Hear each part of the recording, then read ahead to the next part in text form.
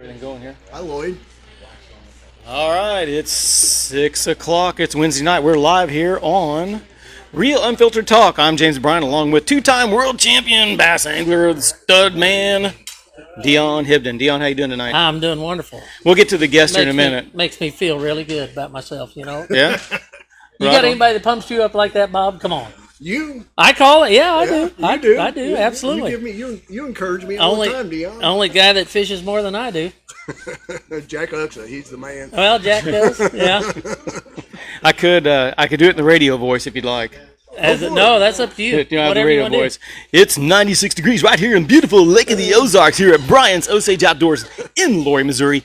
It's time for Real Unfiltered Talk with superstar bass angler Dion Hibden. Tonight's guest is the man who collects more fishing information than the annoying fisherman who calls you every day wanting to know where the fishing spots are. Ladies and gentlemen, give it up for Bob Bueltman. Whoa, Did I do it right? Beltman. Beltman. Yeah, Beltman. That's cool. So hey, you got a good radio voice. Good job, man. I fake got a lot of things. I fake it. So I got to tell you, Bob, I always do research on people before we start. Oh, boy. We have to do it. But every time I would type on my phone. Did you check CaseNet? I did not. I didn't do CaseNet. I did not. No, I'm clean. However, my fun for the night was every time I would type it in the phone would do autocorrect. When I would try to type in Bueltman. Yeah, right. Do you know what came up? Burly Man. Oh, well, there you go. So if I call you Burly Man tonight, it's because you're the Burly Man, because that's what happened. You go for it. So Burly Man. I'll take that. Yeah, why not? That sounds pretty impressive. Before we get to Bass and Bob, we always have our little work we need to do. How was your week? Good. Yeah, Good? everything's been going good. Did you fish? One day. One day. So did I. Yeah. Yeah. Yeah, you fished Saturday. Oh, James had a tournament. Yeah. 42 boat tournament, and my record is holding the same as always. Was it 11? It wasn't even 11 this time. Oh, no. The good thing is that I have maintained to keep a limit of 5 every time I go out. This year, that's good. Limit of fish every time. That's good. I have not broke 13 pounds. That's not good. Not good. But you're around them, right? I mean, that's good. But not the right ones. I still can't figure that one out. And that's the only reason I brought you on tonight. Oh, shit. Because you're going to have to help a brother out here. We've kind of deemed him Mr. 11 pounds. You know, it's horrible. He's pretty consistent. You know what? What's going to happen? He's going to surprise everybody. Oh, yeah. One of these days. Yeah, one of these days he'll be weighing 29. He knows what he's doing. So let me tell you what happened this week, okay? I'm listening. So, Bob, because you probably don't tune in every other night, and that's okay. I respect that. I tune in. But, yeah, maybe you do. It's okay, because you're getting some information. The wrong information, right? No. So, I love fishing shaky head. I love fishing topwater. I like fishing around docks and structure. I'm a traditional bass guy. I don't use a lot of electronics if I don't have to. I do own them all, so I'm not against that. But I've been stuck in a rut, and I had a buddy of mine, and he's a guide, and he advertises with you. And I'm not going to say who he is, but placed a phone call to my dad. And he said, hey, I want to let you know that you go past the shad, a little bit further back, the bigger fish are there. But they're only biting on a jig. And I went, dang, I hate throwing a jig because that never works for me. I don't have confidence in it. So I went out there. And Dion's one of your buddies? He is. That's hard to believe, he is. It's hard to believe, but I gotta. I think that's why the show works. Yes. It's like salt and pepper, right? Anywho, I went out there, and Dad and I caught a quick 15-inch limit, like in no time. They were all 15-inch fish, though. Yeah. All on a jig. And it was amazing. And I was asking Dion before the show, and if you guys have ever experienced this, or if you have online, let me know. I throw 17 and 20-pound monoline. I don't throw fluorocarbon. Like I said, I'm old school.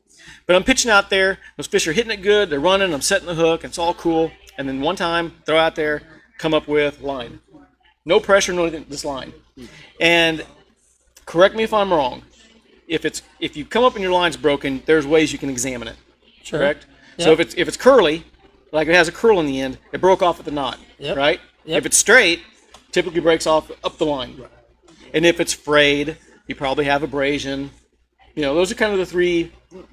Am I wrong? Yep, that's the way I would look at it. Clean break, so that's a bad line. Yep. So, me being me, because I'm too lazy to go to the box to the rod, I strip off about 10 feet, retie, do it again. Catch a few fish, 30 minutes down the way. And I retie.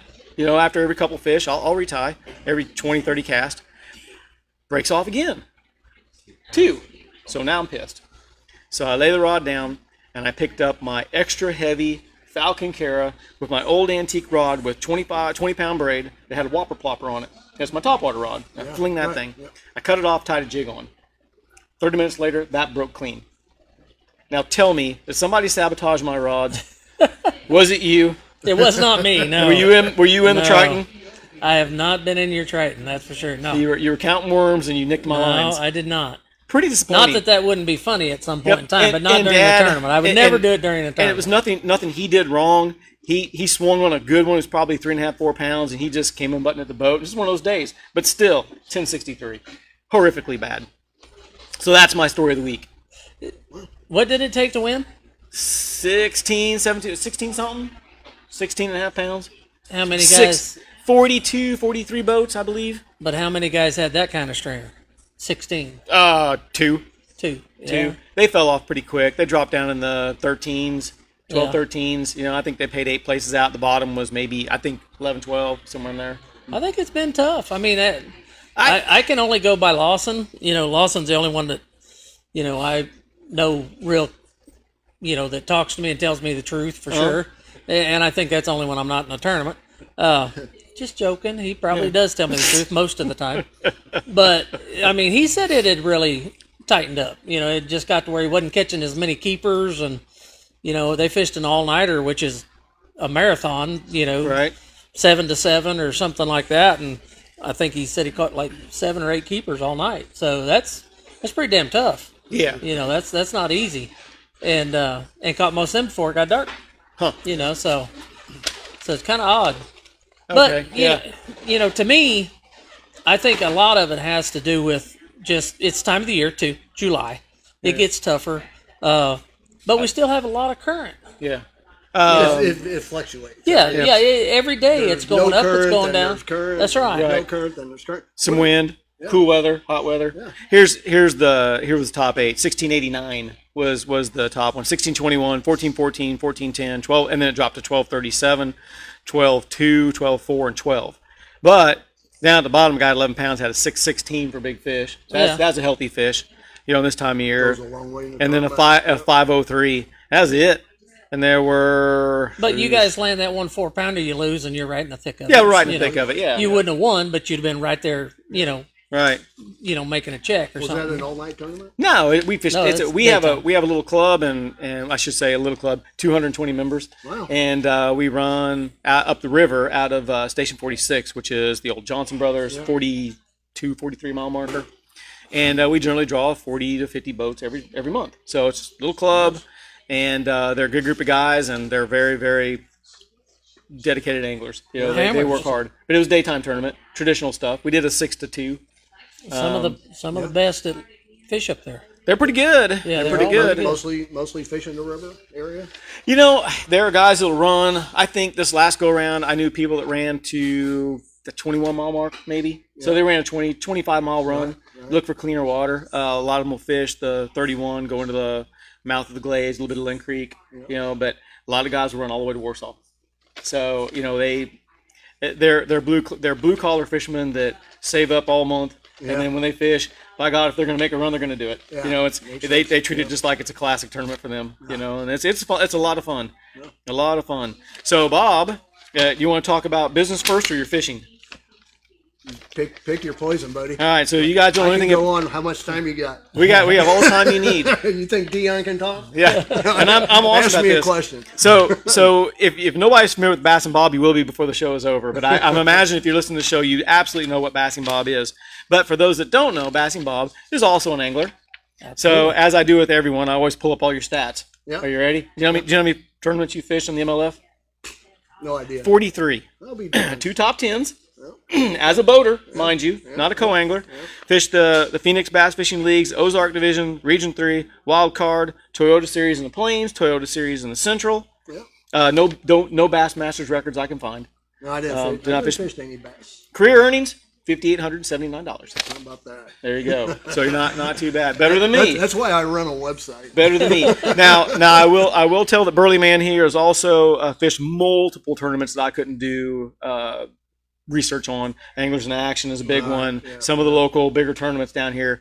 Not a stranger to the tournament fishing scene. So there's a lot of guys out there that talk the talk, but Bob walks the walk too. Oh, so not a bad. You're a journeyman too. Didn't make the hunt. Our last guest broke the 100 Centurion mark fishing pro tournaments, but you're halfway there. It's not really my deal. I'm not, I love fishing. I enjoy fishing tournaments. It really is fun, but I'm not the guy that goes out there from 5 a.m. till it gets dark practicing and all that. I've got my things that I like to do. I like to throw a jig. I like to throw a shaky head. I like to flip boat docks, and I like to find structure and cover. It's kind of I'm pretty vanilla, and it's interesting because of the website. I try and get out as much as I can. I was out today, yesterday, the day before, the day before, the day before. Sometimes only for a few hours, but I always feel like I need to get away from just the vanilla. Shaky head on a point or a 10-inch plastic worm in a brush pile. So I always, every day when I go out, I always take some different day. You wouldn't think about catching a fish on that bait, and I try and do that. And I try and go, it's a big lake. You know what was really cool about coming up here?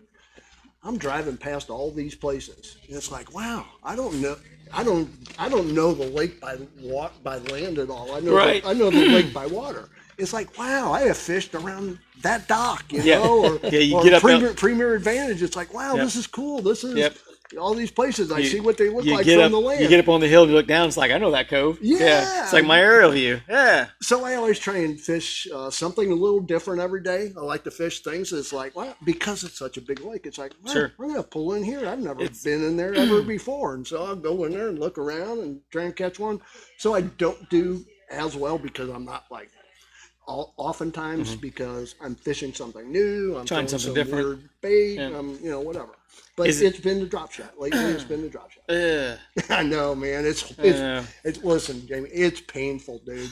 It is. You don't have to tell me. I know. Open water. I think I've listened to your podcast maybe a couple weeks ago, and I think I understand that the F word is not to be said here.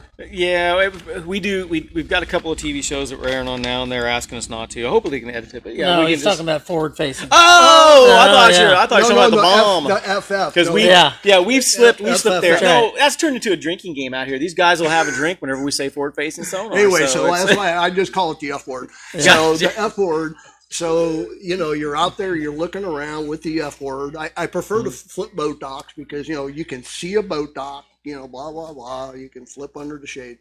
But it's like you said, man, it's like I'm out there. Today, I actually put my F word, I put it on 45 feet because that's where I was seeing fish on the bottom at 45 feet and throwing my drop shot out there and catching babies, nothing really big. Fun, but trying something different. Sure, right? Sure. I mean, how many people really go fish 45 feet deep on this lake? Probably not too many people, but there's fish there. Right. And that's not like my style, but sure. But you try to figure out something, and different. Yeah, I used to do that too. Yeah. Not my cup of tea. Hey, I got to give you credit for this show because I do seminars in the park every other Monday. Next Monday is Denise Dill. I have pros like Dion and Lawson and all the the local and regional pros. Look at your audience. I mean, your audience here. Yeah, we got a group tonight. Hey, guys. Yeah. I mean, I see Lloyd over here. I mean, Lloyd, the last time I seen Lloyd was 100 years ago when I ran up the river and got some gas in Little Buffalo. He was 35 years old back then. You're looking good, Lloyd. And all you guys, I probably know all of you, but I can't remember names, but this guy's got a distinguishing face. I know him from somewhere. Anyway, so you've got as big an audience here tonight as I have in my summer. No, I don't think so. It's all about the internet, right? That's right. All about the video. That's right, and it carries a lot of weight. But thank you for that. I do appreciate that. So let's talk about.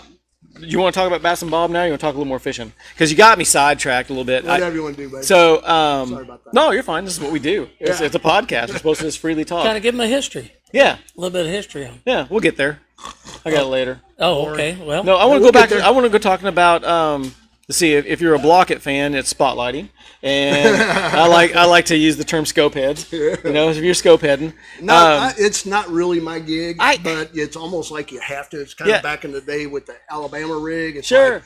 I hate throwing that thing. It gets hung up all the time, but oh wow, there's a 4-pounder. You know, it's like, oh, maybe I'll do that a little more. It's the same way with forward facing sonar. It's not my preference. Actually, I like 360 better because I can see structure around me. Well, but you're a very, very smart man, because I can't lead into it because you've already led right into where I was going with that.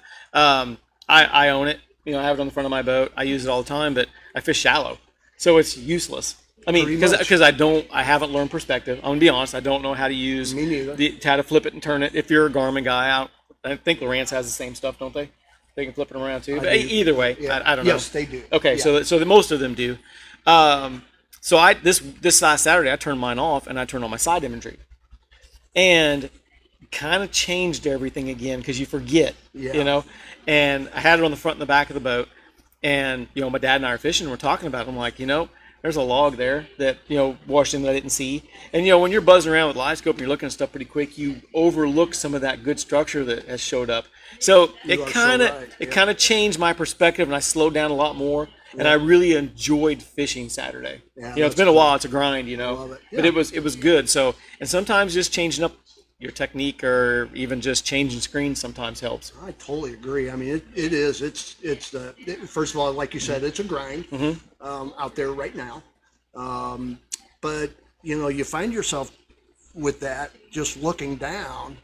And I know a couple times I'm like looking down and the wind's blowing. It's like, shit, I'm about ready to run into a dock over here. You know, that's right. You just gotta.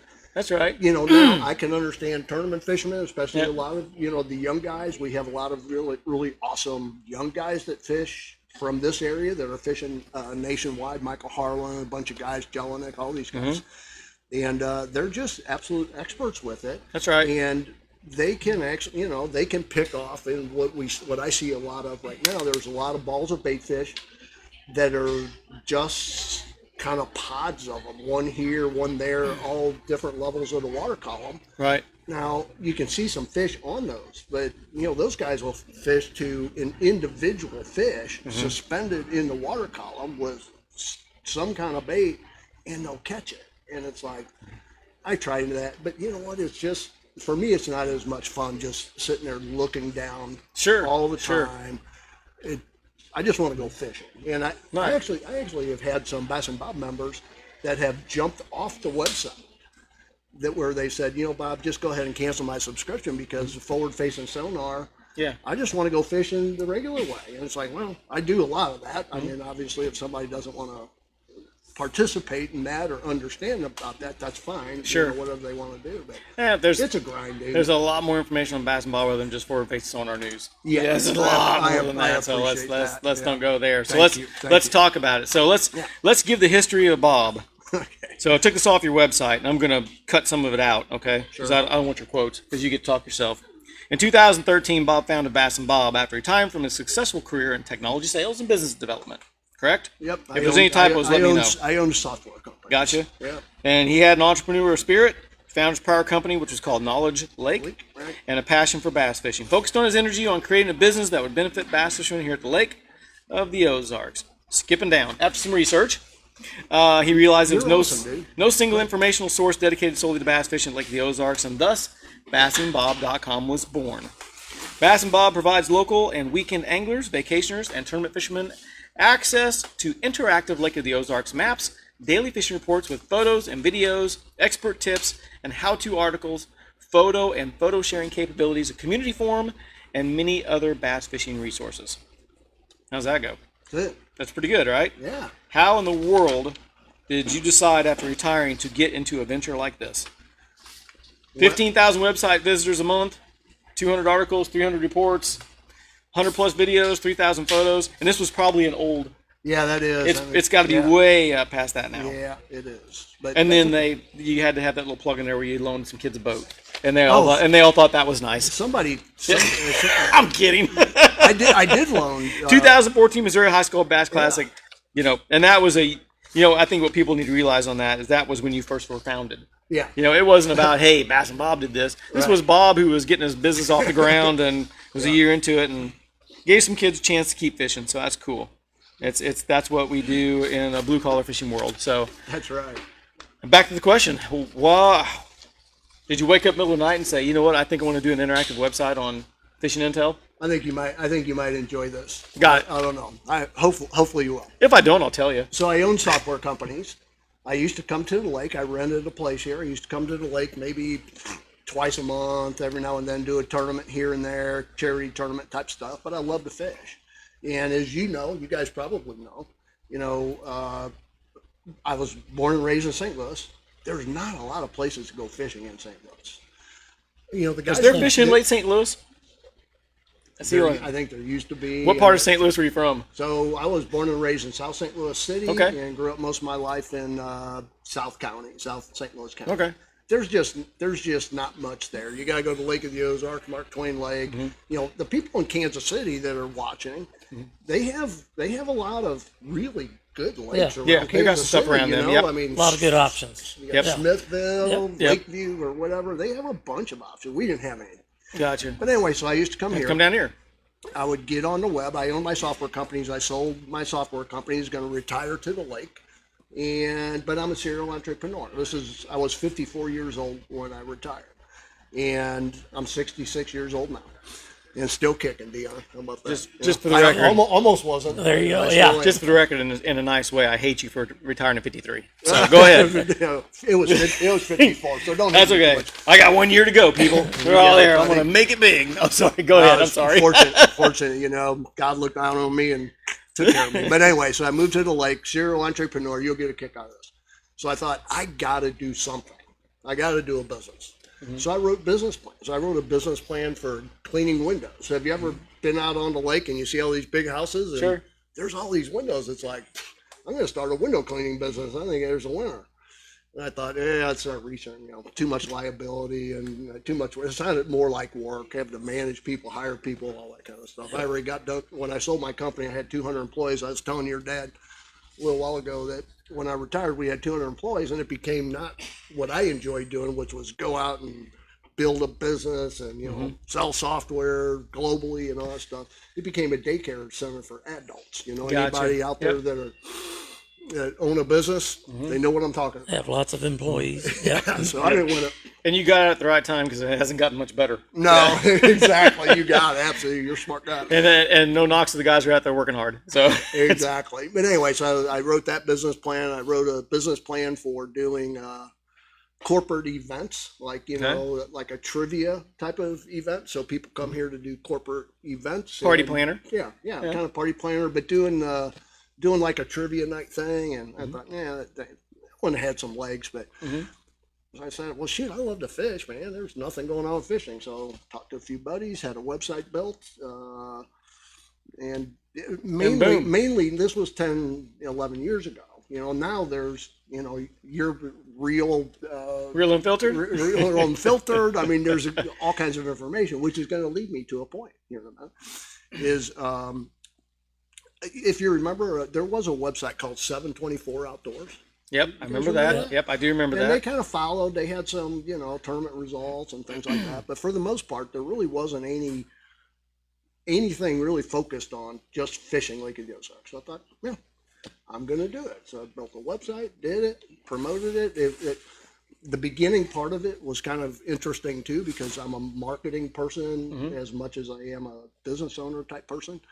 And so it's like, I got to get the word out, right? Well, first of all, I named it Bass and Bob, and I had people immediately, friends and cousins and stuff saying, you can't name it Bass and Bob. What is that? It's like, well, okay, here we are 11 years older. Yeah. 11 years later, there's a brand. Yeah. Whatever. Shut up. Yeah. I win. I'm gonna do it anyway. Right, exactly. It's my toys. That's right. I'm gonna play them. I'm putting my name on this deal because it's my name. So I did a billboard. I did all the marketing stuff. Bought billboard signs between here and Kansas City and St. Louis. I flew airplanes with a banner behind it, over the Big Bass Bash. Did all kinds of crazy things like that, to build a brand. Well, I had some guys reach out to me, and some relatively known guys around here saying, I saw your billboard sign. It's like, who is this Bassing Bob guy that's going to do a fishing website, bass fishing in particular? We do crappie and all that now, but who is this guy? No one's ever heard of him, right? So I thought, I better get an expert staff together. So I fortunately was able to get Wayne Fitzpatrick, James Dill, and Jack Uxa to help me out, Dion and others eventually. And that added credibility. And then it's like, I fish 300 days a year. And granted, I'm not, you saw my tournament stats. Doesn't mean anything. They're pretty meager, but I'm out there every day. I'm checking a lot of stuff out. And so people got used to those, and right now we have about 18,000 members, I think, all in all on the website. Not all paid. We have free information and paying information, a few thousand, couple thousand, whatever it is, paying members. Fishing report, 11 years worth of fishing reports. So tournament anglers, one of the things that's, so important when they're coming here to fish, looking at what, July or whatever, September was 2 years ago, 3 years ago. What were the weights? How were they catching them? Were they catching them in the river? Were they catching them flipping boat docks? Were they catching them in brush? What were the conditions? It's all conditions based and all that. So, so that it's become, a business, and I wanted to repurpose content. So I started a magazine, Fishing News Magazine, which we do, so I can repurpose content. Actually, we're still doing that, creating more. Yeah, still print. I'm a huge print fan. They deliver us magazines. Yeah, and I'm one of those guys who prefer it because I'm still the traditional guy that likes to sit down and read, if you know what I mean. So I get all your best information doing it that way. Right? You know what Elvis's last words were before he died? Here we go. Yeah, I'm ready. You said, talk about reading. Yeah, I'm ready. Yeah. He said, I won't. His last words were, I won't. I won't? Well, yeah. His wife, he was going into the bathroom. Well, I knew he passed away on the toilet. And he liked to read. And his wife said, don't fall asleep. And I won't. And he said, I won't. He kind of was. I'm not sure what he was reading though. Yeah, that's right. Here's maybe fishing news. One of our guys bring us here is the Fishing News magazine right here. I think this was this was last month, right? Yeah, this was actually, we do them twice a year. Gotcha. So this was our last one with Dennis Spearhorse. Yep. There we go. Cover. So I think they can see that when I put it up on there. But yeah, I have a delay on there, so we'll see it later. But yeah, the thing about Bob's info is it's the info that you need. It's not, you can call around and you can talk to people and stuff like that, and almost everybody has to elaborate. And when I say that, they don't want to, they don't want to give you info and say, oh, well, it sucks. We're not catching them right now. It really blows, But like I say, the info that you get from Bob, it's day-to-day stuff of what's going on. Do I care if Bob doesn't catch as many fish in the big tournaments? Right. No, because that's not the information I need. The information I need is, watercolors, conditions, stuff like that, And I realize that there's other people that need more in-depth information. Well, you have a couple of options. The free stuff, what I like about it, I've got basically 3 people that I rely on for information. And I've got 2 sons, and then my next call is Bob about halftime, and it's simply because it's what I need to know, if I can't go out on my own and figure them out. But there's sometimes when you don't get to fish for a while, and you're off the water for a couple, 3 weeks, those little tidbits is what you can gain. And it makes a huge difference, for me, it points me in the right direction. And it gets me there quicker than if I just go take off fishing, Sure. And so it's great for the average Joe, and it's great for guys like me who's made their living at it for years, I appreciate that. And it's just the right info, It's do I care what Jim Dill is specifically catching them on? Right. No, not that much, but I am. Well, sometimes that's right. Sometimes. Or if Jack's live scoping them or one like that, right. I don't really need that. That's not what I need, And the neat thing about, the website, I get what I want off of it, I appreciate So it makes it pretty nice, if you're not getting to spend a lot of time on the water. I called Bob one time in February during the worst flood that we've ever had on Lake of the Ozarks. The whole lake is completely orange, and I'm not talking orange like a pretty orange. I'm talking something like you could stir. It was nasty looking. And I called him one day, and I have no idea why. Called him and I said, "Hey, what are you doing?" He says, and I think I could hear his teeth chattering in the background.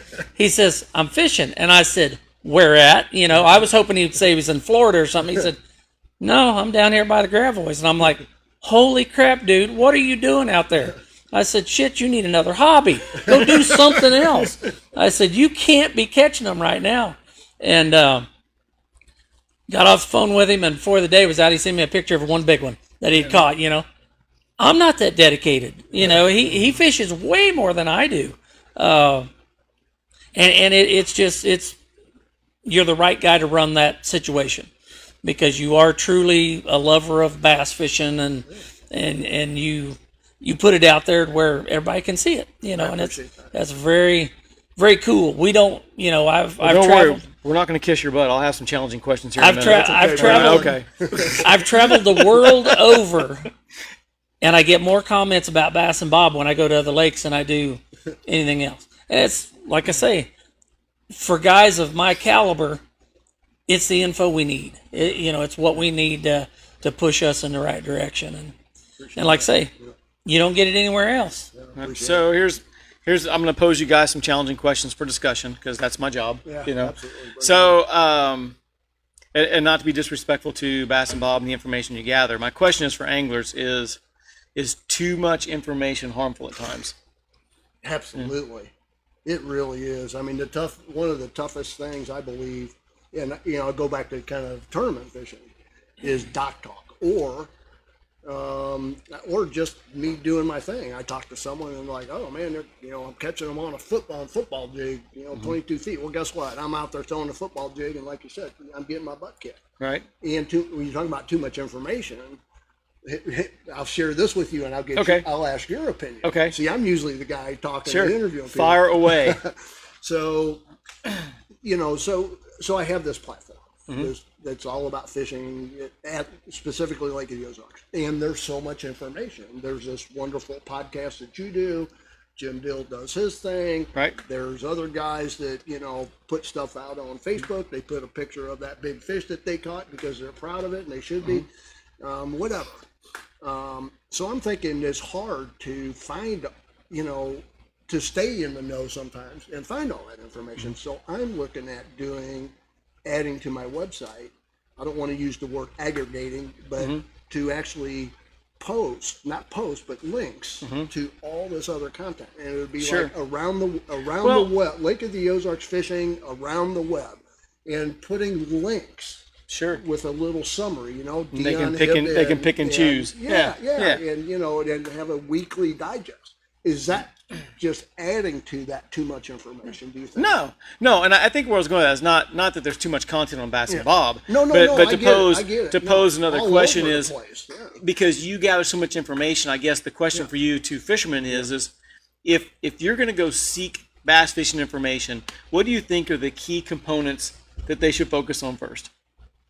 Well, I mean, obviously, water conditions. I think Dion. Okay. I think Dion, and again, did we already touch this? This is where not real. I mean, somewhat, but this is again on the website now is 11 years of history. You got to take what you want out of it. Sure. What part of the lake? I mean, right. Like, are they biting real good up the? I mean, it's a big lake, 90 miles of short line from dam to dam, and it's where and a lot of, like, in particular Bass and Bob members, I fish from the Glaze to the Gravois and to maybe Hurricane Deck Bridge, but mostly just past Tantera. That's your zone. That's kind of my running zone. Yep. And I'll run up the river and I'll run to the dam and all that. But there's a lot of Bass and Bob members that they want to know the information in the river. So or just in the Gravois arm. Yeah. Or just at the dam. Exactly. Yeah. Or just around PB2. So those specifics are things that anglers want. Sure. And I think a lot of anglers have to sort through a lot of information just to maybe land on that little bit of detail. You know. So okay, so what do you think? Does that answer your question? no, I'm never satisfied with the answer. It's a good answer. I'll flip it over to Dion. So you pick a spot, you know, be it Gravois, be it, you know, this locale. I mean, we've talked about it before. You know, if you're new to the lake and you decide, okay, I'm coming to the lake from Oklahoma, never been to Lake of the Ozarks before. We got an Airbnb. It's down by PB2. I'm gonna rent a bass boat. We're gonna put it in the water. How do I catch fish today? You know, you can go online, you can log in, get the information. You know, is that substantial enough, D, or do you gotta take? You know, there's some.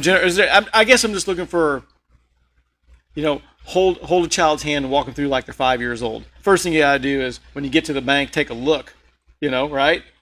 That's like he used to talked about. He get out of your vehicle. His dad would actually get out of the bank, and turn over rocks and see what color the crawdads were. That's really good. Or the one time the freshwater shrimp roll up in a foreign lake, and you're like, "What the hell is this?" Or moss growing on a certain bank, and you know we're getting pretty deep. But basically, check your water temperature, check the bank. I like it. You know, what do you prefer? You know, I like to hear about, you know, if they're, you know, like your all's tournament. Mm-hmm. You know, you guys caught them on a shaky head.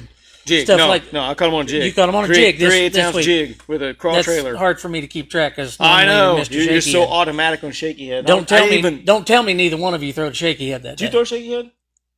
I caught fish on shaky. He caught one time. I never threw mine Saturday. But I use those little tidbits a lot of times, more so than where I'm at on the lake or something like that. You know, if everything you hear is a Texas rig worm, they're in brush. Right. That's just the way it is. Right. If you're shaky heading, that kind of opens things up a little bit. You can throw a shaky head anywhere. And you can throw a worm anywhere. But odds are, if I'm going to the lake, like if I was going to Grand Lake and the only info I heard was, you know, it's a 10-inch worm, what size sinker, you know, maybe sometimes, you know, there's a lot of that gets used. Sure. And I use that to tell me, okay, well, if they're throwing a 3/8, they're probably in a little bit deeper stuff, you know. But also, it's just what you extract out of that info that they give you. You know, like I say, I use it to just kind of get my mind set, okay, this is how. You know, this is probably how they're doing it right now. And the years past deal, that's a big deal. My uncle Virgil kept a journal on every day he went out. Lord? No, I knew of Virgil, but my Uncle Virgil lived right down RA down there, and he was one of the older guides on the lake. My dad taught him how to fish, simple as that. But he knew he wasn't the caliber fisherman of everybody else. So to make it better for him, he kept a journal. He'd come in off the water, he would write down water temperature, water color, if there was any current, how he caught them, and went into great detail in his little journal how he caught them. When he passed away, he's been gone for 10, 12 years now. When he passed away, his wife gave me those journals, and it would blow you away. I never open one up before I go fishing. But after I go fishing, I come in and I thumb through it and I look at what happened 5 years in a row. It's to the day, almost always, within minutes of that's exactly how it happens every year. And like I say, he didn't give you big information. He just gave you, I caught him on this. This is how deep I caught him. And this is why I think. And it was, like I say, it wouldn't be 3 full sentences in his journal. But like I say, when I go out there and go fishing, I go back and check on it. It happens. It's the right information. Yeah, it's the right information. And so therefore, if I go to Bass and Bob's website, I only pull out what I want. Right. I don't need to know what color jig or I don't need to know where. So I guess I just that's need full to know turn. You know, they're on the bottom. Take these resources and pick out the core stuff that you need. Just what you need. Chew the meat and spit out the bones. Don't get over confused with it. Right. Yeah, you know? that's right. Don't because nobody's going to fish like you do. Right. That's nobody for certain. Nobody fishes like Bob does. I have been in the boat with many great anglers. Some of the best on the planet, as Thank far you. as I'm concerned, that has ever wet a We line. appreciate that. And you two are part of it. You're down lower on the list. 198. I'm 198 out of you- 200, Bob. Where are you sitting? I mean, Oh, I don't know about that. I can't say you guys are in the top 10. Let's put it that I way. said 198. But you're right there at it. But you can't do what everybody else does. My dad and Lawson fish as much alike as any two people I've ever seen. And how is that? It's scary. What is it? It's instinctive, totally instinctive. I mean, Lawson will, and no patience whatsoever. Everybody's like, oh, my dad was the most patient. No, he was not. He was the worst. And the no patience made him move. It made him shuck a jive. Hey, I caught him here yesterday, but it's not happening today doing this. And he could just drop it. Most of us can't. Most of us, it takes us till noon to say, that ain't working. Well, then you're down to 3 hours worth of fishing. That's right. And you scramble too hard, too fast. Yeah. I fished a Angry Pirate with Lawson, and it was cold. It was one of the colder weather ones. It was in the 20s when we took off that morning. And I told him right up front, I said, there's not enough money in this tournament for me to go out of the Gravois. I said, you're fishing here until that sun comes up for a little bit. And I made him set for about 15 minutes. And in that 15 minutes, he was totally out of his mind. Dude, lay in the floor of the boat. I'll cover you up with blankets. We gotta go. I gotta go somewhere. And we ran to the glaze. We spent 15 minutes in the glaze. He says, last place I caught him was Niangua. I said, well, we've come this far. What difference does it make? We cranked up. We went to the Niangua, and we caught 17 in the only 3 hours of the day that we had left. But it's just one of those deals. They fish a lot alike, and they can drop everything. One of the best tournaments that I ever actually helped my dad with was on Lake Martin in Alabama. We went out, we practiced real hard, we found some good spotted bass, we could catch 15 pounds a day. And the last day of practice, I went in a big flat bay that basically the sun hit all day long, and found a bunch of big largemouth standing around. They're not eating, they're just, you look up and there stands one underneath the front corner of a dock. Back then, when I was young, I always had the fastest boat. I worked really hard to make my boats run good. And Dad took off 10 boats ahead of me, and we're running down the lake. And we're making about a 40-minute trip to where the spotted bass really live. I am just getting Dad run down when we get to that flat bay. And I'd already told my partner, I said, I got something we're going to do this afternoon when the sun comes out. And I said, it's right there. And I look up, and this rooster tail is slowly turning into there. And I get him caught, and it's my dad. And I'm like, where is he going? That's instinctive fishing. That's just going by the seat of your pants.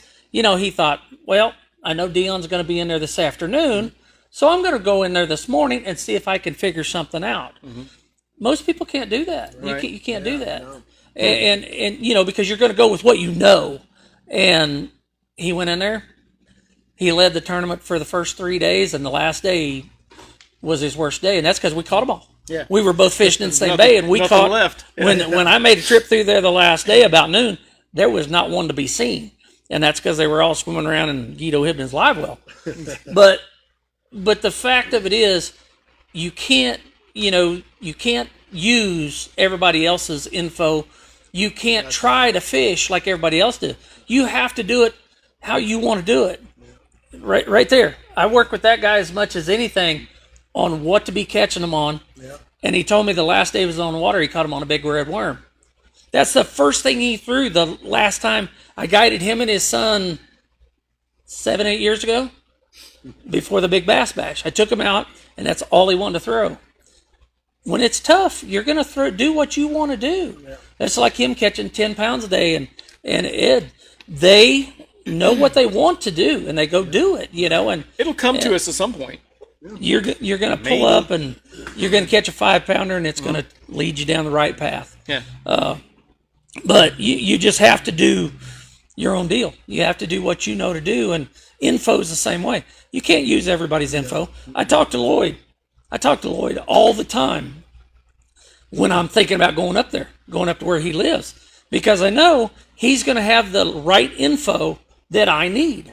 I don't need him to tell me where to go catch one, because I already know how to do that, and I know where to go do it for the most part. But I need to know from him the little tidbits that's going to aid me in taking my time and going up there and spending a day of practice or something like that. They're on chunk rock. They're on laydowns. Yes. They're under the shallow corner of the furthest dock. I don't even need that information. That information's way more than I need most of the time, But it's what you take from the info is what makes you good. I talk on his Monday night deal, couple times a year. And the 12, 15 guys that are standing there, when they walk away, they're like, I never thought of it that way. That didn't dawn on me.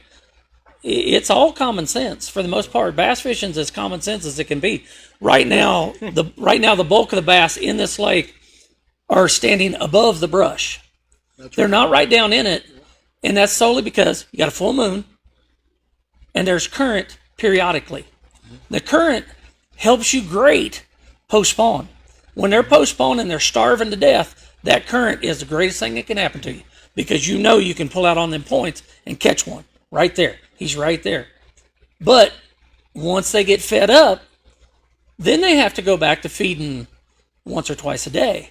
And the time that they spend feeding are little small windows. That's why the fishing gets tougher this time of the year. The last 4-pounder you caught, he was beautiful, wasn't he? He was in the gravois, beautiful. But they're just as round as they can be. Mm-hmm. They look like a springtime bass. They're so full. Absolutely. And it's nothing more right now. You're out there struggling to catch them. It's because they're not eating all day long. They're just eating in little windows. And you can see them, just like you said. Yeah, and you can see them. I'm seeing them over the top of brush. It's like, I don't know how to get that bass to That's why those guys are drop shotting them and they're live scoping them and stuff like that. But still, I'm still the guy that fishes for that 30-minute window. I keep myself in the best places for where I know the fish are at. Do you rotate? Oh yeah, I move all the time. I'm not saying I stay there and wait for them to bite. But I mean rotate. But I rotate on spots where I know there's fish. Your best 5 or 6 spots. Yeah, I rotate on spots where I know they're. This time of the year is one of the worst times of the year for me.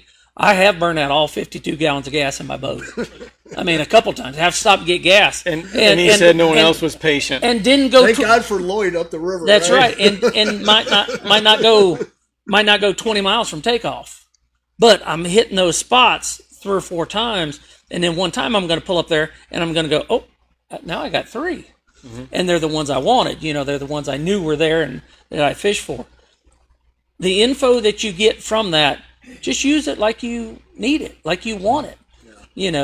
If you're coming from St. Louis, and I'm not picking on St. Louis people, if you're coming from St. Louis, you need basic knowledge for the most part. You know what the lake looks We're like. a pattern lake. That's right. That's right. It's totally a pattern lake. Yeah, I would. Yep, there are spots. And yes, you do have the Marcus Coras, you have the Cook Boys, you have Lawson, you have Roger Dennis. Roger and Dennis. And I can come within about a 3-mile circle of telling you where every one of them fish. Yeah. I was going to say it's good point. It's regional pattern. Yeah. Because they all focus on their same areas. But when it's tough, they know where they need to be. Yeah. And that's where they're going to go, and that's how they're going to catch them. They're going to go there. They're going to fish their style. And if they don't bite right off, they just don't panic. You can't panic, but don't be afraid to move either. When I say I move around on certain spots, I'm not panicking. I'm just not going to sit there and fish when they're not biting. And when he's standing off of the bottom, when he suspends off of the bottom, he is not eating. That's not his job. When he's eating, he's either going to be closer to the surface or closer to the bottom, because that's the best place he can trap his food. Yep. He can run up, chase it to the surface, catch it on the surface, or he can run down. And running down is his favorite place. That's why a jig, a worm, a shaky head out there a little bit deeper, stuff like that. That's why I fish the way I do, is because I feel like that's his favorite place. Yep. And when you pull up there, he can drive it to the bottom. You want to fish on the bottom, because you want to be fishing where he's at, where he's coming to. When he's suspended, he's a hard son of a gun to catch. I mean, he's just hard to catch, even with forward-facing sonar. That's what everybody thinks, that this forward-facing sonar is. That's the mousetrap. No, it's not. You still got to make that son of a gun bite, And when he's suspended, his natural instinct is he's not eating. He's just hanging out. Or throw a bait by him and he runs away. But every now and then you get one close enough to him and he reacts to it. He's not stupid. He's like me. One of these jamokes brings in a bag of chips or something. I'm having some before I leave. That's just the way it is. I didn't mean to call y'all jamokes. That's just what that came was out. a new word for me this week. But it's one of those deals. Like Guggen. It's one of those deals. That fish is not intended to be caught. When he's suspended, that's his way of just hanging out, And like I say, that's what a lot's what's happening right now. The moon does it big time. The moon does it a lot during the day. At night, they still get around that brush. So we have a full moon right now. He's got a big old moon right now. What does that tell you? What does your instincts or what is Lawson's instincts? Well, he's fishing brush. He's fishing brush, and that's how he catches 99% of the best ones he catches. And is that full moon related? Oh yeah, a lot of it is. Yes, absolutely, absolutely. But that's just how we use our info. That's how we use that info. I read that. That's the only bass fishing magazine that I actually read pretty much cover to cover. I agree. Yeah. I don't read about Cover the to cover. crappies and stuff like that, but I read every bass article in that thing, and it's just because there's new stuff, new little tricks Print's and awful stuff. small for you, It is. I got to use a magnifying glass sometimes, I got my readers over here. or I have my wife read it to me sometimes. She doesn't do that. Can I change the subject now? Yeah, go ahead. I've got more questions, because we've talked quite a bit, and there's just a couple things I want to ask you based on the information you gather. I saw a post the other day that said, that Bob's really good on the past and the present and the future of bass fishing. The information you gather kind of gives you an idea where we're going. Right. We see out there in the professional world of traveling anglers that less and less are competing and less they're dropping out. There's dissent among the ranks, I guess you could say, in the professional world. Yeah. And it's not quite as marketable as I think as it used to be. I think viewership is down on television. I think it is. Do you think down the road we're going to see more touring anglers come to our lakes and fish our regional tournaments? Or do you think that it's going to rebound after all the Watson controversies and MLF struggles and BSS doing their thing? I mean, is that going to calm down at some point, or do you think one's going to stand out at the end? Or do you think they're all going to start coming and fishing our regional stuff? Yeah, first of all, I think that one of the challenges right now that professional bass fishing has is the F word. Mm-hmm. It's boring. It's boring to watch. To watch, correct. And sponsorship money, and the blast off was really the TV money, Major League Fishing, all that kind of stuff, right? Because the viewership was just off the charts. Guys were catching them just like, the old-fashioned way, if you will, right. They're figuring out a lake. And so when... We have a new term for that, by the way. We call it blue-collar fishing.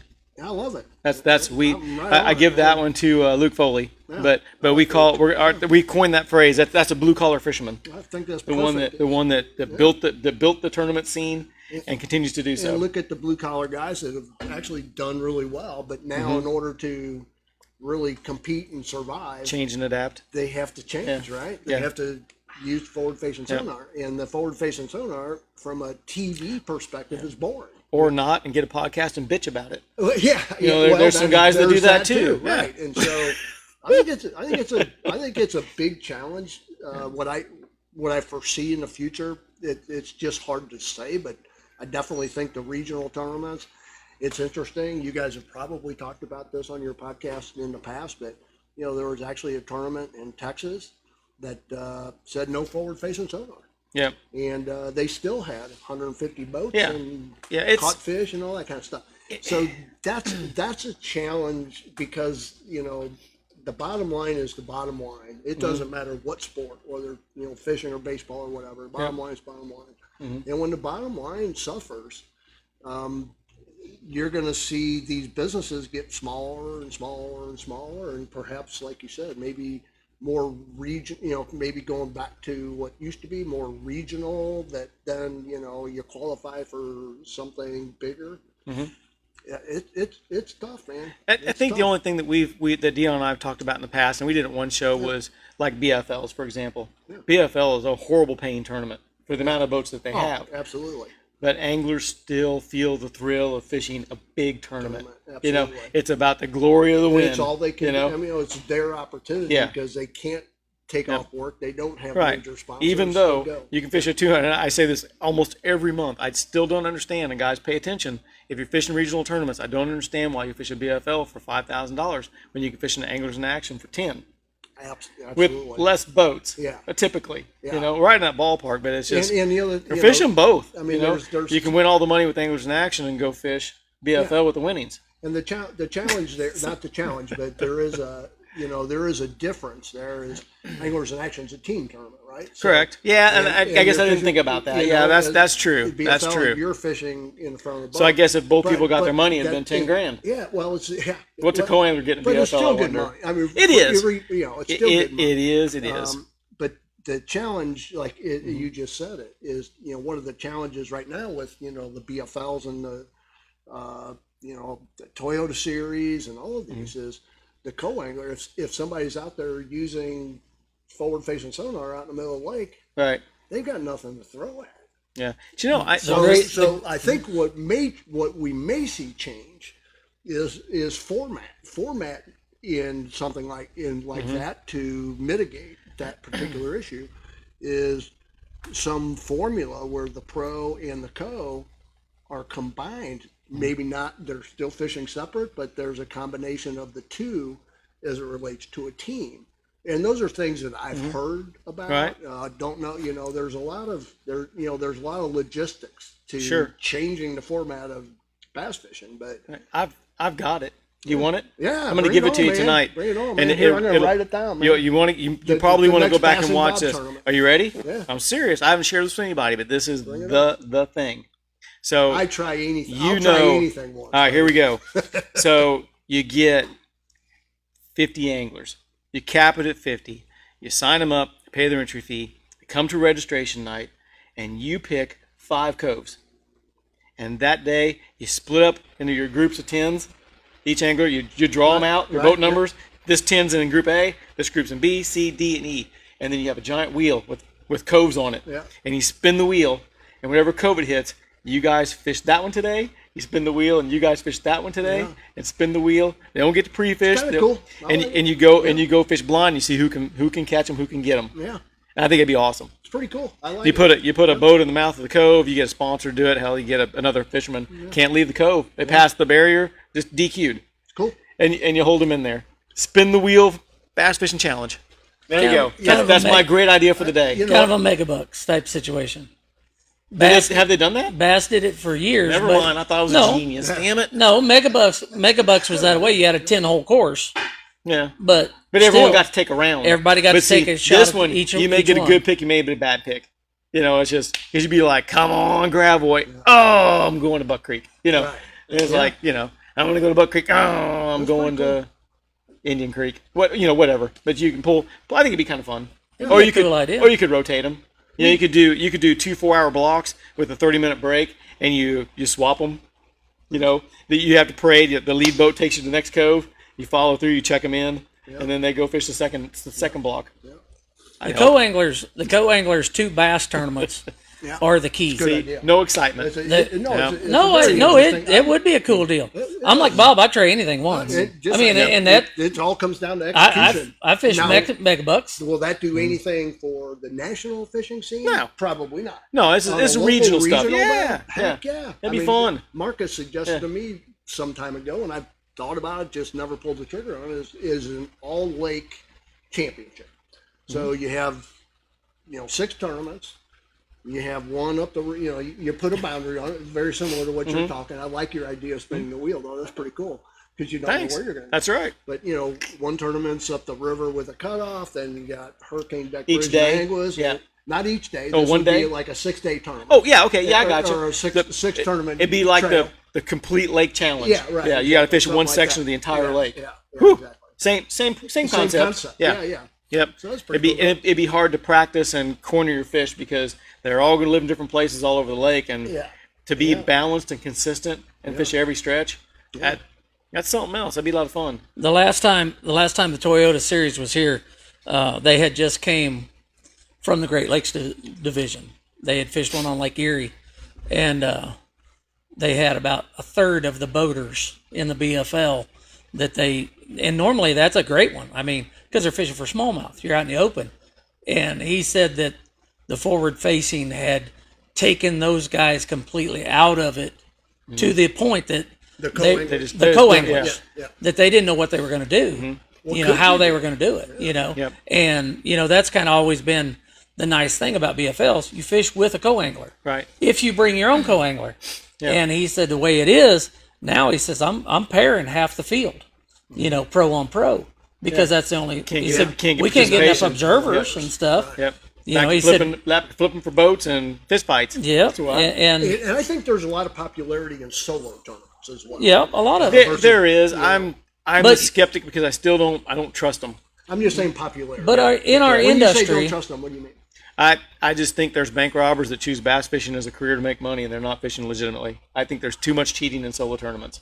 I'm going to say That it. could very well Gonna be. say Yeah. it. You I know, mean, that's a great point. That's why co-anglers have always been in the boat. Certainly to a risk. validate the Yeah. catch. So I'm all good. for solos, Yeah. provided there's a GoPro on the back of every boat. Yeah. So if there's a challenge, all those fish need to be caught and held up. What about lie detectors? Are they accurate? You know, Dude, I don't know, man. I ran Southern Crappie tournament trails. We did full strap-on polygraphs, and there's been cases where I know without a doubt they did not do something that was within the realm of the rules, and they would pass. I think that's legit. You know, I think what voice. you're saying I is- don't mean, believe that's in totally voice stress. legit. Yeah. There's too many medications you can take now to calm your nerves and keep you sedated to where you can fly through those things. So I don't think that. I truly believe in the bass fishing rule of three, and that is if you run a tournament and 3 people come up and say Dion did something wrong, you whip his ass and you send him down the road and he never fishes again. The rule of 3. 3 people say it, you're done. Right. Yeah. We're going to take you out back. We're going to kick the ever-loving crap out of you, and you're done. Yeah. That's how I think. Again, blue collar. That's where I've always felt it. Well, you know? it should be. I mean, Yeah. it should be.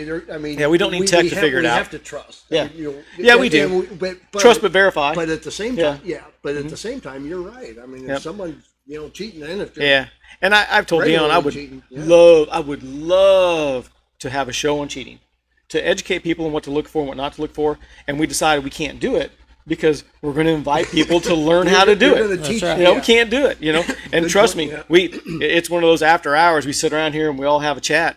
You'd be amazed the stuff that we've all seen. Yeah. You know, Yeah. it's out there. sure. It's out there. I mean, we see it on the internet all over the country. It happens, but hopefully it doesn't happen here. What But do you think what do you think the future is? you know, I mean, you've been around this for quite a while. I mean, you're very knowledgeable about this.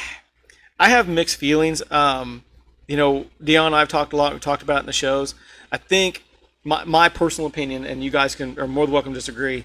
I think that these investment groups have purchased too many tackle companies and consolidated, which took away sponsor dollars to the blue collar angler. True that. It really made that tough because they took analytics, put a young angler out there that nobody knows their name, and as long as they have 20,000 followers and they're getting some hits, that's fine. Terrible for bass fishing. Number one, that's my opinion. Number two, I think that the bass industry has a tear in it right now. I think that, like you said, forward-facing sonar has become boring. So linear media, which is television, is suffering viewership, which means it's bleeding sponsor dollars. Absolutely. So that's strike two. So where do I see it?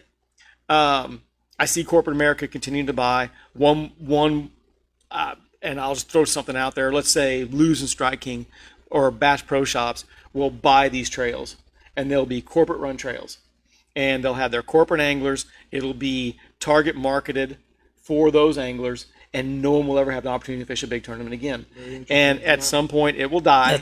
That's already happening. Yep, and at some point, it will die completely, and the next grassroots angler, be it a AIA or whatever's going all over the country, will rise to be the next Blue Angler Tournament trail. But it's going to take corporate America and the industry to die. And I've asked this to every person that I've ever had on the show, and I'll ask you the same thing, and I can prove it. I just saw there's a post on here that said I just saw GSM got purchased today, investment group that also owns the Detroit Pistons. So GSM Outdoors, I'm pretty sure. I'll have to go back and look. I think that's the one I said that bought all the rod companies last month. Dobbins and Dobbins and so say again what you just said. Okay, as there's consolidation and corporations buy this. What happens? What's the impact of that? So like I said before, and let me put it to something that and I'm trying. Let me make up a story because I don't want to call out any tackle companies. Cool. You know, but let's say you and I get together and we buy Zoom, we buy Lake Fork Tackle, we buy River to Sea, we buy Mans. Okay, we buy all 4 of those companies. Right. Each one has a team of 20 pros. They're out there fishing. That's 80 anglers, and we sit down and say, you know what? We don't need 80 to market these 4 brands. We only need 4. Yeah. So 76 of them get cut. We save a fortune in marketing money. Take that, push it in these guys, pay their bills, have them do their social media feeds, have them hop on and do their seminars, and we're money ahead. Got it. That's what's happening. Yeah. It's happening everywhere.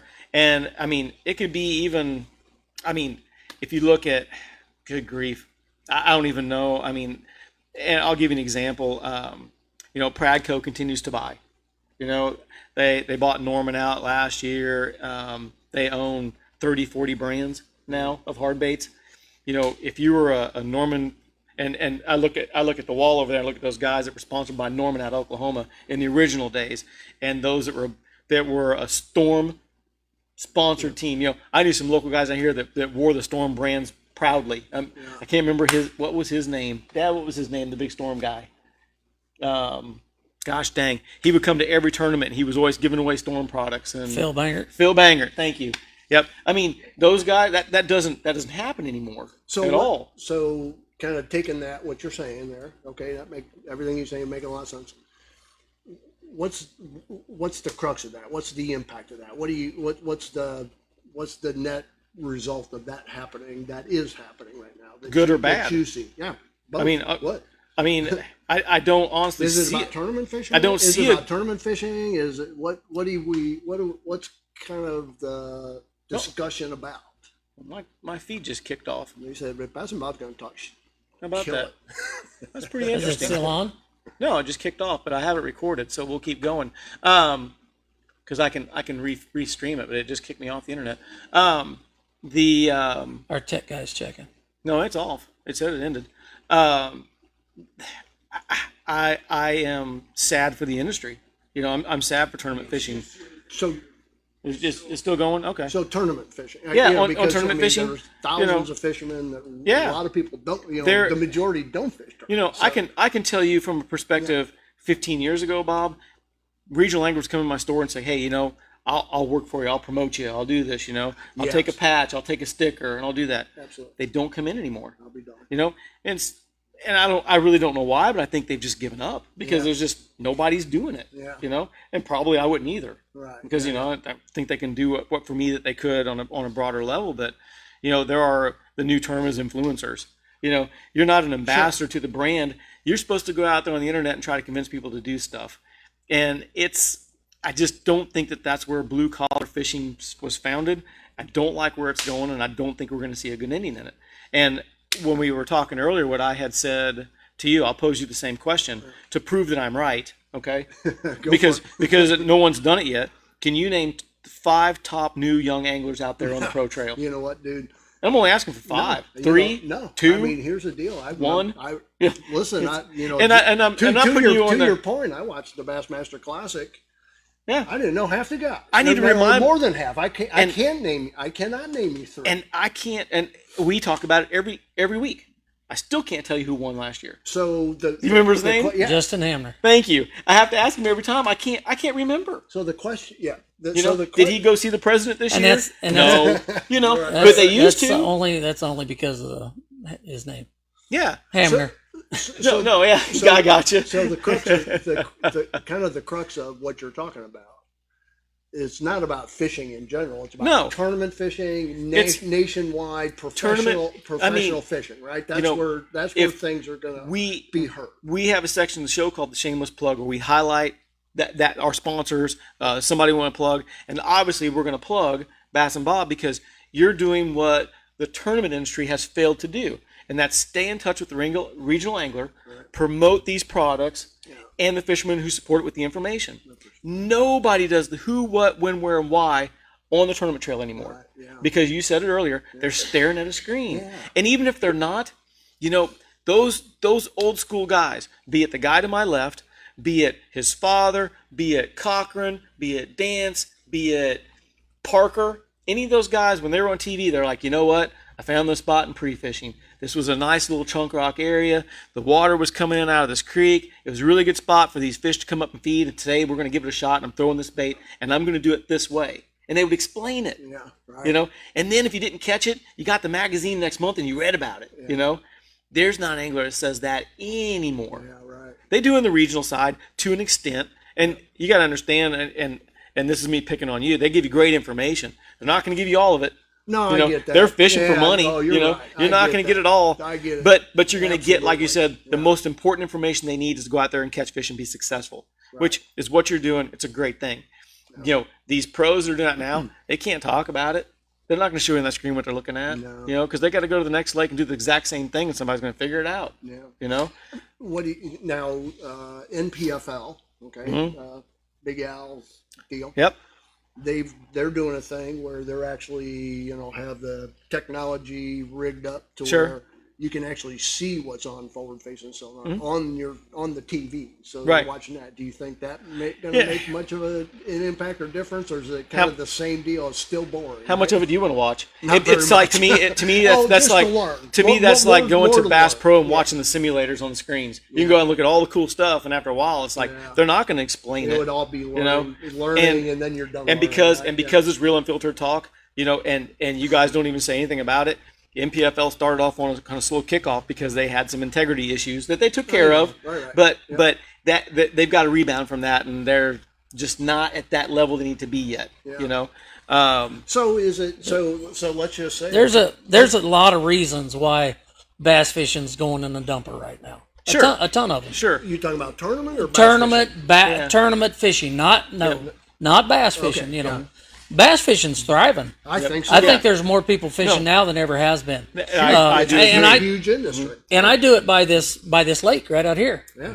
Every other boat dock's got a bass boat sitting in it now. Used to be, it was about every 10. And all year. And they are staying here the whole time. I'm seeing a lot of company out there in the middle of the winter time. Tournament fishing's kind of going in the crapper for a couple of reasons.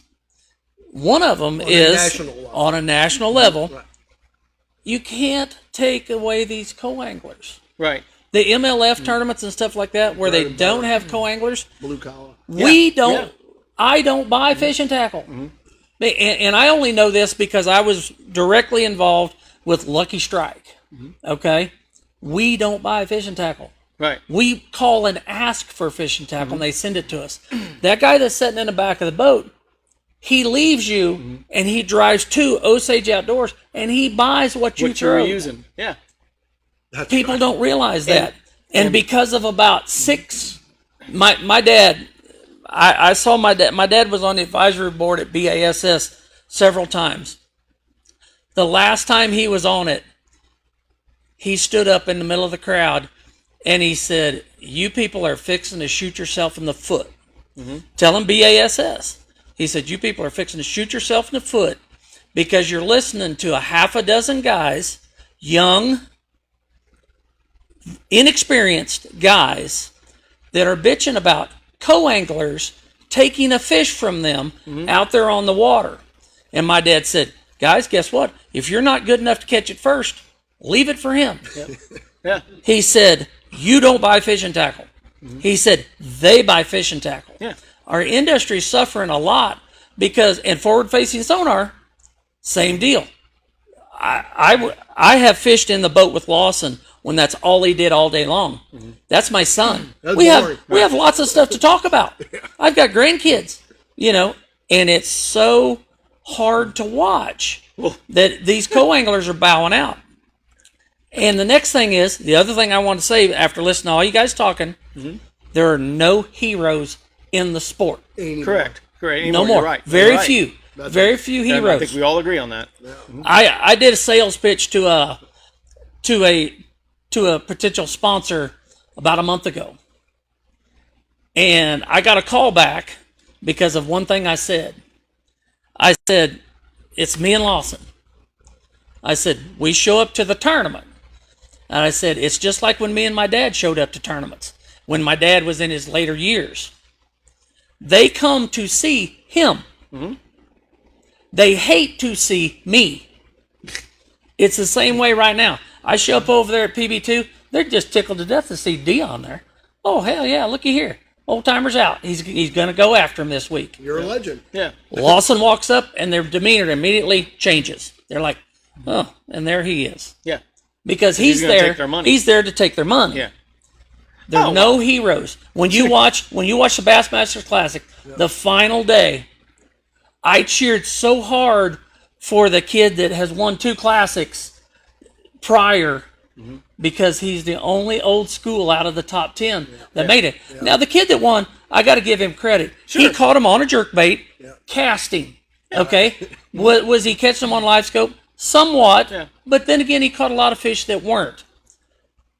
But it's eliminating the heroes out of our sport. There's no Denny Browers left. Right.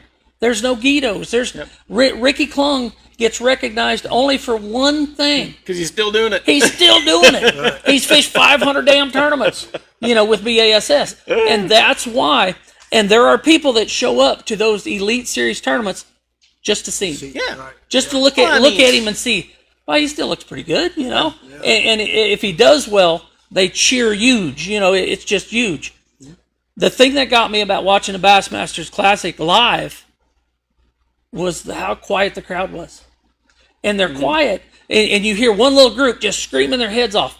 That's his family. Right, yeah. That's the 10 or 15 people that he got free seats for to sit and watch him with the potential to win. Not because of a hero. Not that's because being he's a hero. celebrated. Yeah. That's the only thing I could remember about the Classics was sitting in there, and I wasn't one of the ones that they were just hooping and hollering for unless I was winning.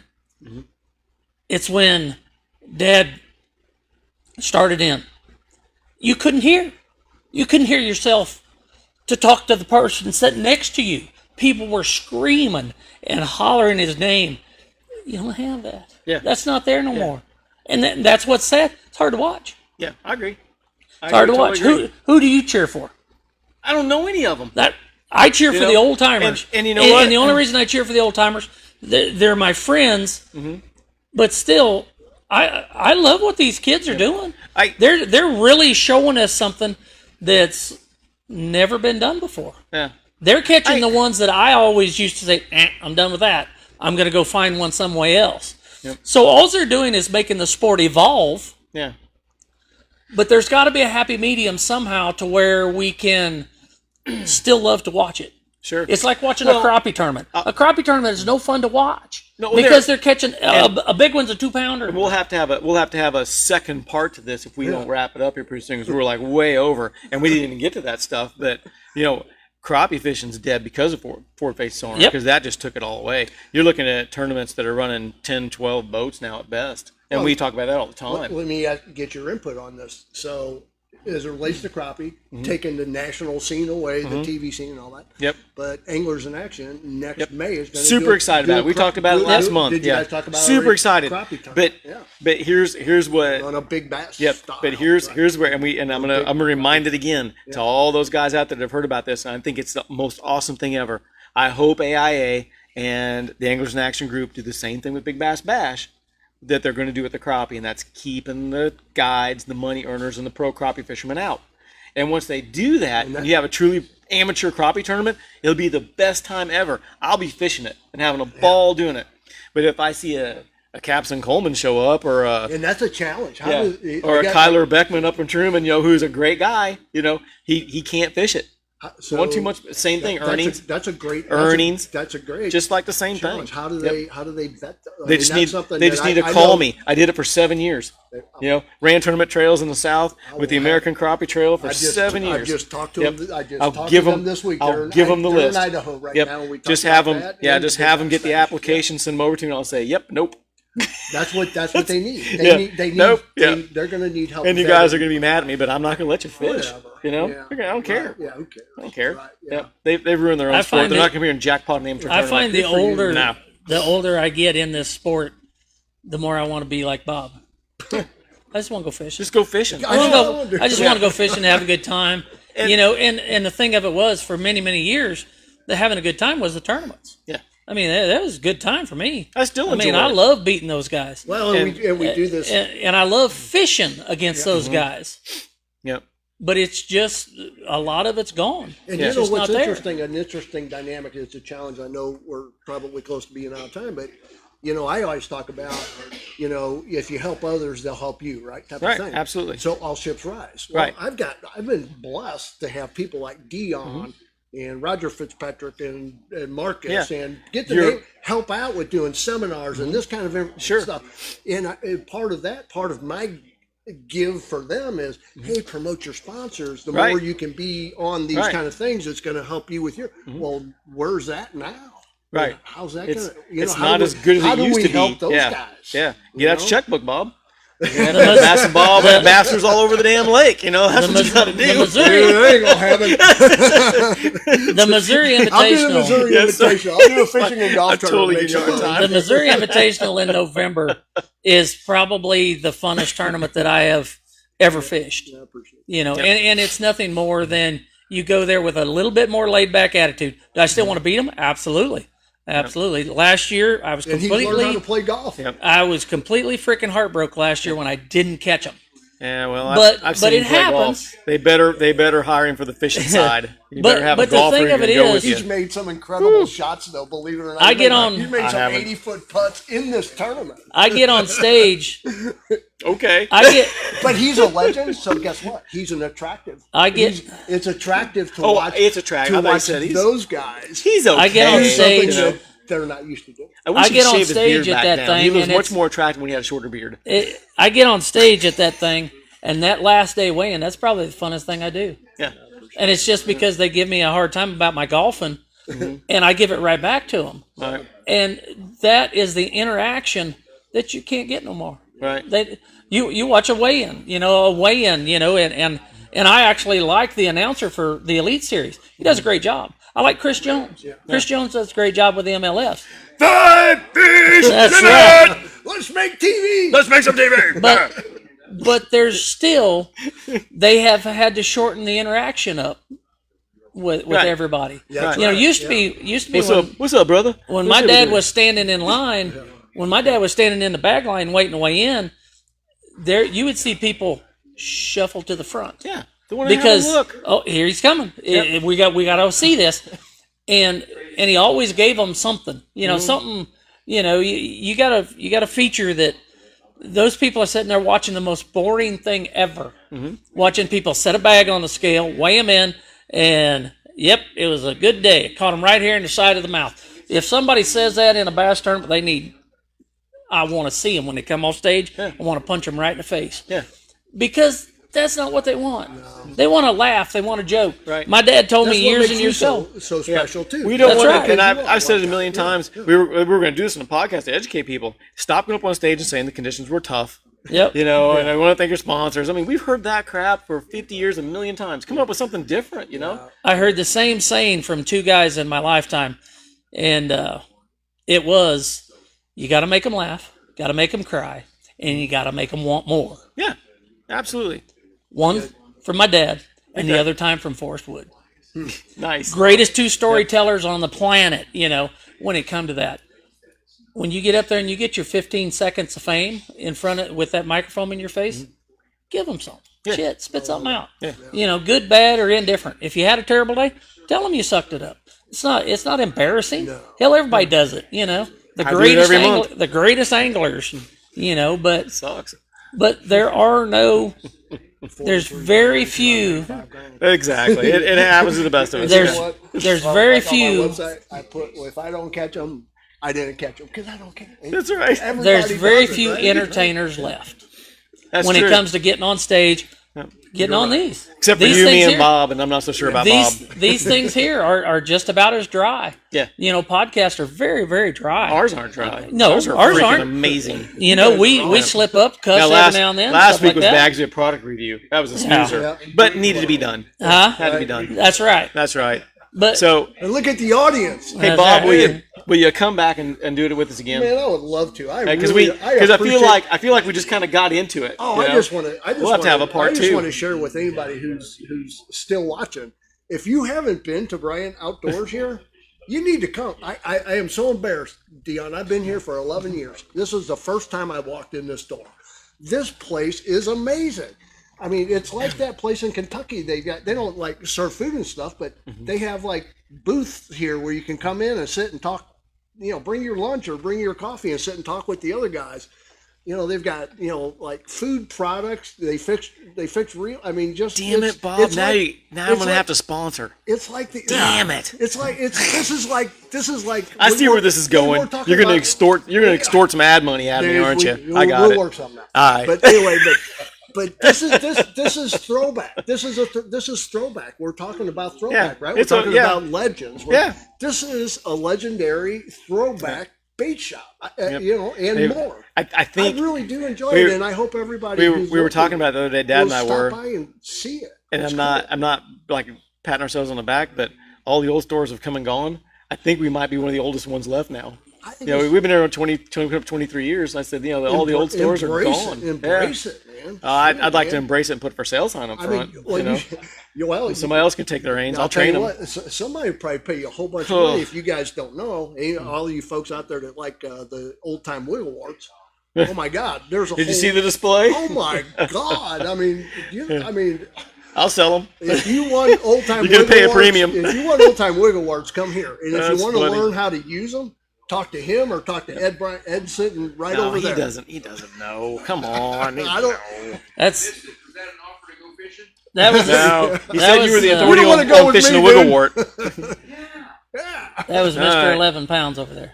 So now you know kind of how Maybe we feel. not in the you kind of know wiggle where wart we're season. at. It's awesome. I love it. want to take this opportunity before we shut out to thank you for coming, and to also, because you see my views and where we're at with the national scene, thank you for keeping this information to our local anglers and keeping the local tournament strong, because I think you play a big part in that, and thank you for that. I think that I'm glad you picked the right one doing this versus window cleaning, because we wouldn't be, I think Lake the Ozarks wouldn't be where it would be right now without you keeping promoting. Well, You know, for those that don't know. I would have been done with that a long time Yep. ago, bro. Yeah, I mean, I remember Um, seeing you at tournament scenes, handing out donuts and doing coffee, and keeping in touch with the anglers, and I think that's a good thing for our sport. And so, thank you for all of that. Thank you. Yeah, Shameless appreciate plug, it. other than Bass and Bob. You got anything, bud? I'm not brown nosing either one of you. Really? No, you guys just sat there and sucked it up. All right. Well, we Yeah. said Do you want me- nice things- do you want me we to said thank nice you things too? about- We said nice Do things you want me to about thank you too? No, you don't have to thank me. Not at all. Thanks for coming, man. Yeah. All right. You know what? Next week won't be so good. You know, we'll Whenever- we'll disagree and we'll have a big old It- That's pissing right. match It is again. interesting, and I know you feel the same way. Is whenever I ask Dion to do anything, he's right there. He does it. Oh, absolutely. What can I do? What can I do Absolutely. to help you, Bob? Yep. You see him at kids tournament fishing events. You see him volunteering his time. Throwback. Yeah, he's okay. Throwback. He's okay. Yeah. All right. You got anything Let's else? Bring it back. You got Shameless anything else for the plug. day? Yeah, You we're want good, to plug man. yourself? How Bass do and they Bob. how do they subscribe? Tell Well, them. just get on. Just go to bassandbob.com and subscribe, and we have a. We'll be announcing this. We'll get some flyers over here for the Big Bass Bash. We have Bass and Bob Bucks, so we're adding Uh-oh. almost nearly 10 to 15, actually $15,000. Where if you're a Bass and Bob member, you're going to make more money when you cash a check. Check it out. We've been a sign up Nice. location for how long has it been now? A long time. Oh yeah. You know, we Oh, we've done we've since day one. Yep. So their earlier stages, we've been here and been a sign up location here on the west side. So, you know, come over and see us. One thing And, that's really cool about you guys too is we do have a lot of grassroots bait companies here at Lake of the Ozarks. Yep. You know, Bojangles, Yep. Bat Cave, Crockle Gator. You know, And we're whatever. gonna have And all you those. guys. It's Yep. it's you guys and some of the others that make that And, go. and they're which is slated. pretty cool. We've got them scheduled coming in when we get in those winter months and everyone starts talking about what they're going to do this spring. We're going to have those manufacturers come in and have a chat, and it's going to be it'll be a lot of fun and that's see awesome. what's going on there. So yeah, Good. Great show. So check out Great- Bass and great Bob. show, We by the appreciate way, you being too. on. We close out like I always close it out. You ready? Everybody, be careful out there and make sure when you're turning left, make sure the prop doesn't hook you and throw you out of the boat. And remember, when you're traveling at night, green to green, red to red, all is well, go ahead. When in danger or in doubt, run in circles, scream and shout. Guys, that is Real Unfiltered for Wednesday night, July, whatever it is. And we will see you next week. Same time, same place here at Bryan's Osage Outdoors. Guys, thanks for tuning in, and take care and be safe.